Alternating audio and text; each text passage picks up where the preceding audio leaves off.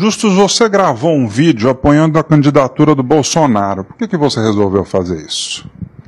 Olha, acho que eu não gosto de generalizar, mas 90% dos empresários do Brasil, ou das pessoas de bom senso, cansaram, né, do que estava acontecendo com o país.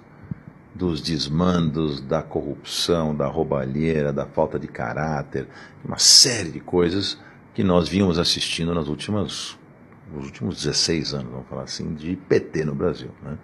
Desde o Lula, do início, que acabou navegando, surfando um pouco em ondas favoráveis do mundo, então a economia deu uma respirada boa no início, mas depois esse aparelhamento do Estado e tudo que eles fizeram e a forma como eles, dos mensalões aos petrolões, a tudo que a gente assistiu, não dava mais. Era vontade de sumir desse país ou de mudar desse país.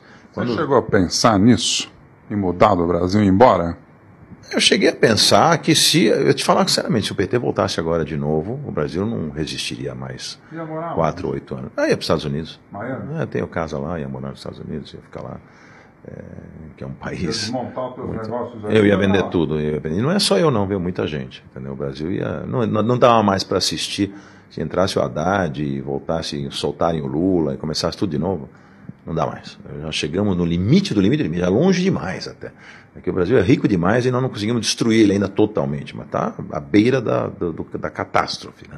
Então, sem nenhum exagero, né? E eu acho que os empresários, eles pouco se mobilizaram durante todos esses anos. E muitos deles se aliaram, né, a essa história. Se tem governo, eles estavam juntos, né, lambendo as tetas do governo e tentando se beneficiar de algum jeito. Chegou um momento que eu fui até convidado, por ser um empresário muito conhecido, articulado, muito tal, com um bom respeito do público e dos jovens, principalmente, até por causa do aprendiz, etc., para eu me candidatar à presidência. Tal. Fui convidado por partido grande para isso, muito antes do Bolsonaro.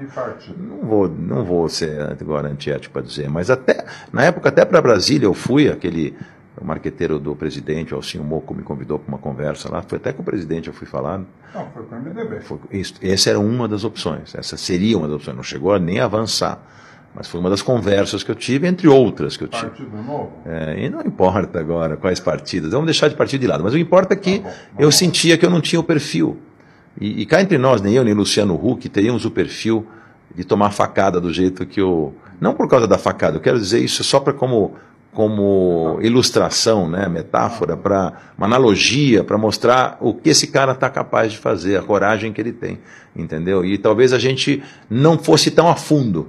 O Brasil precisava, e ainda precisa, porque ainda não aconteceu, de uma chacoalhada fortíssima, né? É uma coisa assim, de um choque assim, que fizesse a diferença. E o que ele está fazendo é isso. Não a extrema-direita, ninguém está falando disso, nem o fascismo, nada, porque ele não é nada disso. Né? Quando eu comecei a perceber quem realmente o Bolsonaro é, o boa gente que ele é, as boas intenções que ele tem, pesquisando a fundo ele, tira as frases polêmicas, as bobagens ditas no passado, às vezes num estresse que talvez qualquer um de nós na situação faria parecido, né? Como foi no caso com a deputada, chamando ele de estuprador, defendendo o Champim, assassino, tal. O cara falou, olha, a senhora nem merece ser estuprada. É terrível, é uma fase muito infeliz. Tenho certeza que ele pode ter se arrependido, porque um erro nunca justifica o outro. Mas ele é uma pessoa que, só de olhar a equipe econômica, o Paulo Guedes, com quem eu tive pessoalmente, tudo que ele está fazendo, é de uma alegria, de um alívio para todos nós do que vai acontecer com esse país.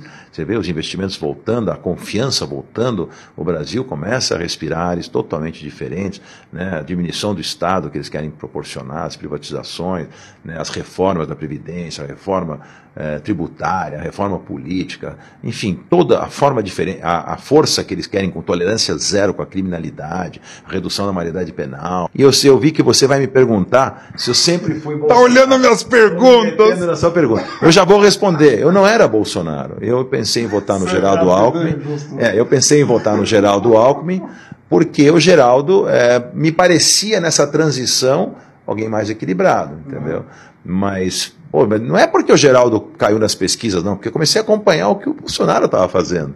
E as promessas dele, o jeito dele falar, e o jeito dele... Eu comecei a ficar, e os outros empresários conversando comigo, alguns enfáticos, como o Luciano Hang, por exemplo.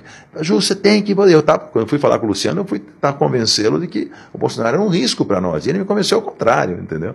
Aí eu comecei a ficar fã do cara, entendeu? Aí eu falei, quer saber, agora está na hora de eu me posicionar. No segundo turno, eu fui lá e me posicionei, tô dizendo, por que eu vou votar? Gravei um vídeo, viralizou pra caramba. O próprio presidente, o futuro presidente agradeceu. Eu não acho que colocar a sua visão, por que eu tenho medo dos esquerdistas malucos? O que eles vão falar? Pode criticar à vontade, eu tenho que ser honesto, né? O que os haters falaram nos comentários? Falam sempre, que burguesinho, porque milionário, para vocês empresários vai ficar bom. É isso que eles falam. É uma conversa fiada, né?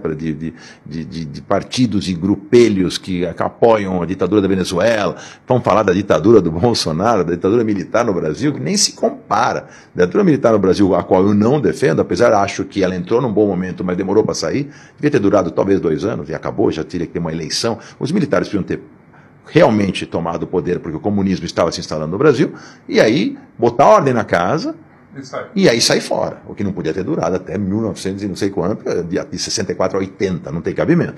Então isso é uma coisa exagerada, não tinha nada a ver. Mas comparar com o que acontece nos países, né, comunistas, e que ainda existem poucos, né, quase nenhum é mais, e os caras querem esses pseudo-intelectuais, artistas que ainda defendem essa coisa do Estado, né, que nós abominamos, né? Então agora eles vão ver como funciona um Estado democrático realmente, uma economia liberal, onde a livre iniciativa vai reinar. O Brasil vai abrir até para o comércio mundial, vai parar de ficar protegendo a incompetência das indústrias que não conseguiram competir com as empresas lá fora e ficavam se escondendo atrás, né, das benesses do Estado. Isso tudo vai acabar. O Guedes disse que vai fazer isso devagar, porque vai quebrar a indústria brasileira, mas vai melhorar muito a nossa competência a hora que começar a entrar aqui livremente as empresas de fora, entendeu?